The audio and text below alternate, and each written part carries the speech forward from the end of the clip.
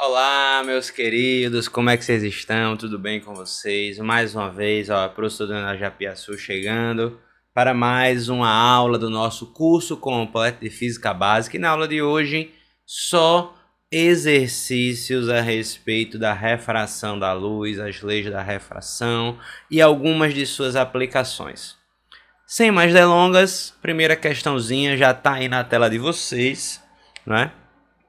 Ela diz assim: um raio de luz monocromático, quer dizer que é apenas uma única cor, propaga-se por um meio A, que apresenta um índice de refração de A é igual a 1, e passa para outro meio de índice de refração B igual a raiz de 2. Considere que o raio incidente forma com a normal a superfície, o ângulo de 45 graus, ou seja, o ângulo de incidência é igual a 45 graus. Nessas condições, o ângulo de desvio, o D, que ele já mostra na figura, né? Ele foi bonzinho, ele mostrou na figura, é igual a, olha só, esse ângulo D é diferente do ângulo R, ó, tá vendo aqui? Esse ângulo D é diferente do ângulo R. Estão vendo? o ângulo D, ele vai ser 45 graus menos o ângulo R. Então, para determinar quem é o ângulo D, fatalmente a gente precisa encontrar quem é o ângulo de refração. Aí a gente vai utilizar a segunda lei da refração. O índice de refração do meio, neste caso, né? Meio B, seno do ângulo R, é igual ao índice de refração do meio A, seno do ângulo I. O índice de refração do meio B é raiz de 2. Seno de R, eu não sei quanto é que vale. O índice de refração de A é igual a 1. E seno de I é o seno de 45. O seno de 45 nós sabemos, tabelado, raiz de 2 sobre 2. Esse raiz de 2 com raiz de 2 aqui, ó, a gente pode simplificar. E no final das contas a gente tem que o seno do ângulo R é igual a 1 meio.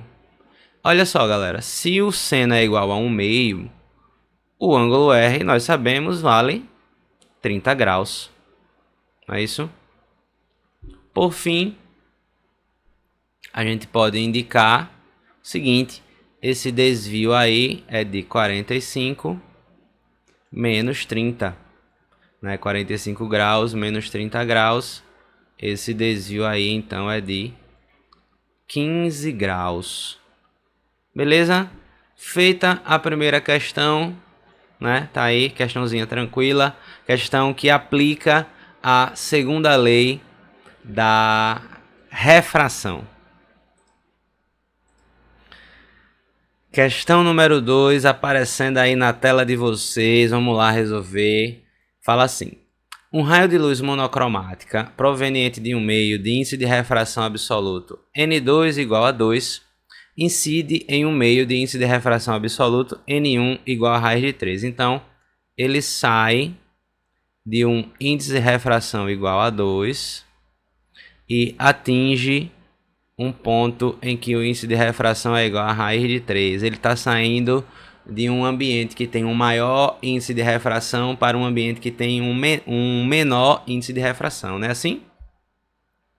Quando o raio incidente, ó, atinge o ângulo limite, ó, o ângulo limite L, né? Lembra que o seno do ângulo limite é o índice de refração menor pelo índice de refração maior.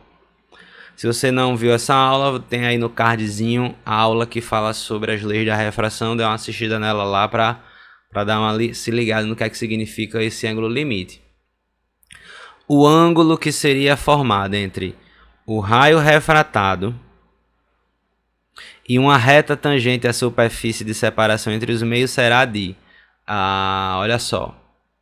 Aqui vai ter a superfície que separa os meios.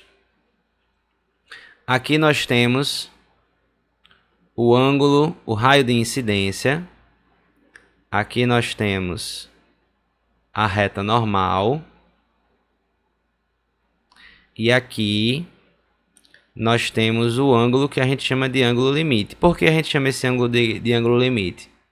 Porque é o ângulo em que o ângulo de refração ele vai estar tangenciando a superfície de separação. O ângulo de refração, neste caso, ele vai ser de 90 graus. Ele vai ser de 90 graus. A questão pergunta qual é o ângulo entre esse raio daqui, esse raio vermelho é o raio refratado. Esse raio vermelho é o raio refratado. Veja que o raio refratado ele é tangente à superfície de separação. E ele quer saber qual é o ângulo entre o raio refratado e uma reta que é tangente à superfície de separação. Só que o raio refratado ele é tangente. Ele é tangente à superfície de separação. Como ele é tangente à superfície de separação,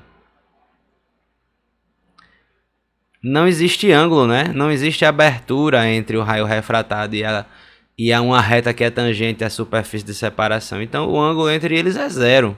Não existe ângulo entre eles.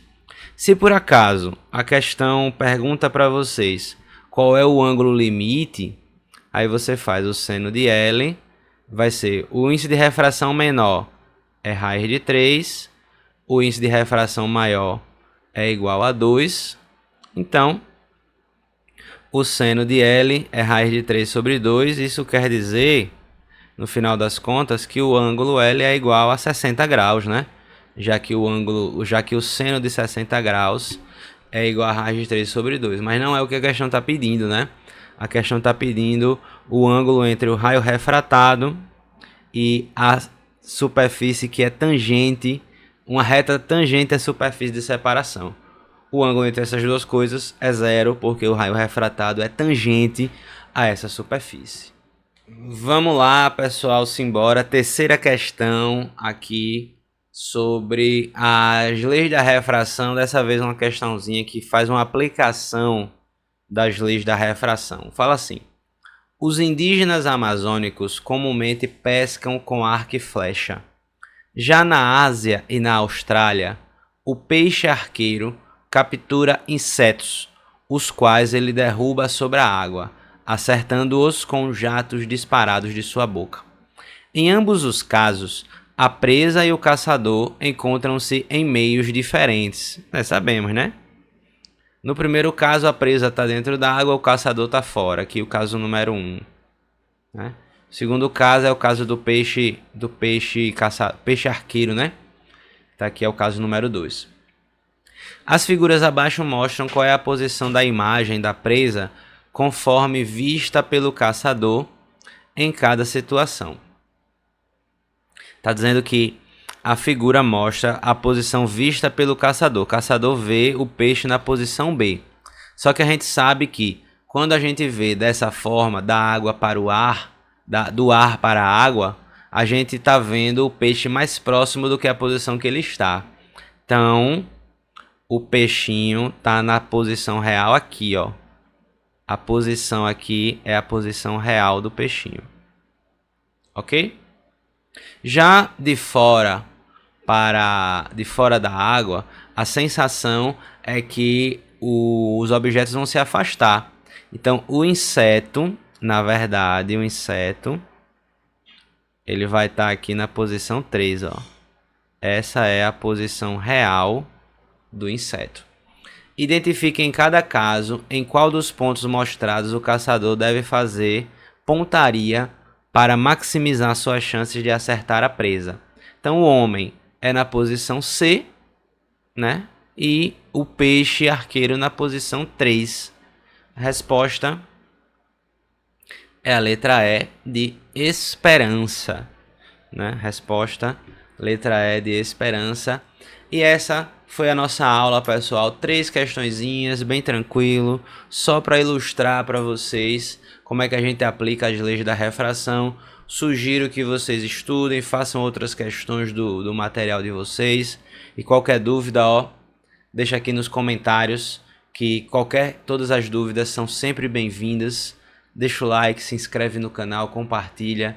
Um grande abraço, bons estudos e até a nossa próxima aula.